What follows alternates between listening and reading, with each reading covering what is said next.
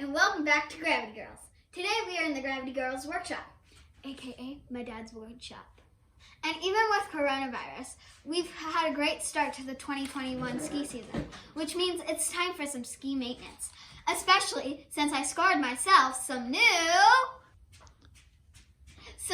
Nordica Santa Anas. And over here is my little sister buddy shredder, Alex. Okay, so now it's time to do some waxing. So you may be tempted to just strap these babies on and go hit the slips. But to better your experience and better your skis, you should probably do a little pre-ski tune-up. So let's do that. So here's what you'll need for a basic ski tune and waxing. You'll need a couple of brushes, an edge file, some gummy stone, some wax, an iron, which I can't touch right now, a good set of ski vices, and some scrapers to scrape off the wax. Being that these are brand new skis, we probably won't be doing an edge filing today, since they have a good 2-degree edge bevel from the tip to the tail. But we will want to degree that edge bevel just a little bit on the tip and the tail so we don't catch our edges on our turns. To detune the tip and tail, we will be using our gummy stone. So what you're going to do is you're going to take your gummy stone and lightly run over the tip to about where your curve flattens out on your ski, like this. Just lightly going over the edges. And on both sides, remember to do it on both sides. And for the tail, you'll start at the tail and go to where your curve flattens out again.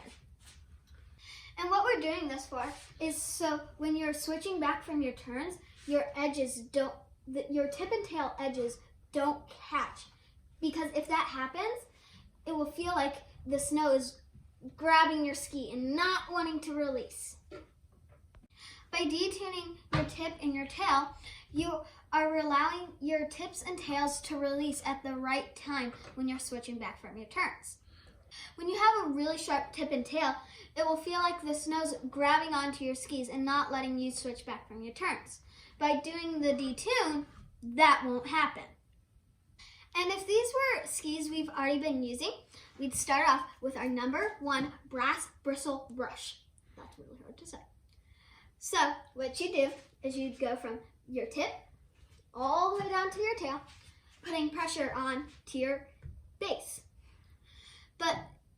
And what this does is it cleans out all the dirt, grit, and grime, and all the old wax from your base and structure so that you don't wax in those. But since these are new skis, we don't need to do that because they don't have dirt, grit, and grime. So goodbye, #1 brush. So now that we've cleaned our bases, it's time to move on to the waxing. And since we're going to be using the iron, I'm not going to use it. My dad will take over because I don't want to burn my new bases on my new skis because that'd just be terrible. So here comes my dad. So here my dad is using a specific ski iron for waxing skis. So now we apply the wax onto the base of the iron and let it drip slowly onto the skis. Okay, now that we're done dripping the wax on the ski, it's time to smooth it out. Be careful not to put too much wax on the ski because a few drops per inch will go a long way. In this stage, we are going to spread the wax across the base of the ski. We do this by running the hot iron over the base of the ski. So our goal here is to get a smooth, consistent line over the base of the ski. Now my dad is going to take one last slow pass across the skis. So he makes sure that the wax really soaks in. Make sure not to go too slow or else you will burn your skis and that won't be good. Now we're going to set the ski aside to let it cool. This could last from anywhere from 30 minutes to a day, but in video world it's only going to be 2 seconds, so we'll see you back in here. here in 2 seconds. Okay, now that our wax has cooled on our skis, it's time to scrape them. I like to wear gloves for this part because my edges are nice and sharp. So what you're going to do is you're going to take your scraper and you're going to use the corner notch in the edge of the wax scraper. And I like to put it on the edge and get all that wax off so there's no wax on my edges. Make sure you're applying some pressure while you do this.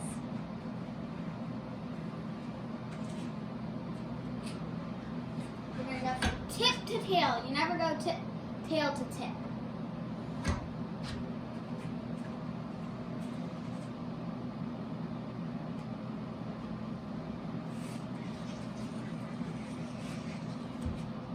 Now that you're done getting all the wax off your edges, let's work on this base.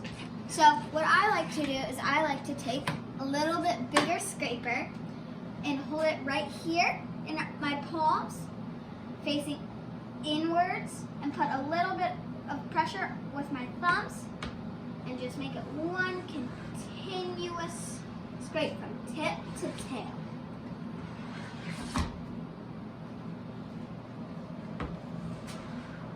Make sure you're applying that pressure in one continuous motion. Don't ever go like this. I was doing that very lightly, so I wasn't doing that wrong. And once you get some buildup on your wax scraper, you want to just rub it on your edge just like that, but make sure it's one nice clean strike. And no, this will not damage your edges. So what you're going to do is you're going to keep doing that until all the wax is off. And kids, if you're doing this, your parents should probably check it once you're done. Okay, now that we're done scraping off the wax, you may be like, oh, that's good, it's time to call it quits. But if you really want to give it that professional finish, you should brush off that wax. First, take your number 2 brush and go from tip to tail, applying pressure, and do this about 15 to 20 times.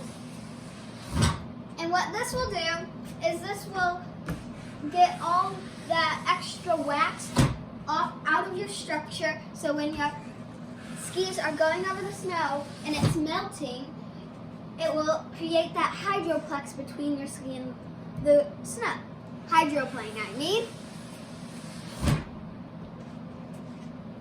So we're going to time lapse this so you don't have to sit through the 15 to 20 times.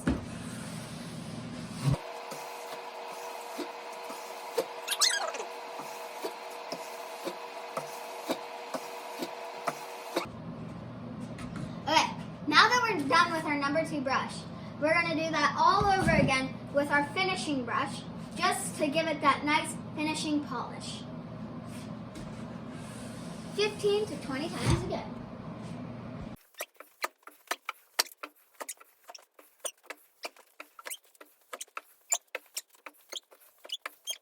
Okay, now we're done with the finished brush. Now you may think that you're all done and you're ready to go to the slips. But remember, you still have another ski to do. But you don't have to watch me do that. So just replay it again. Or remember it from memory. If you like this video, like and subscribe. Bye!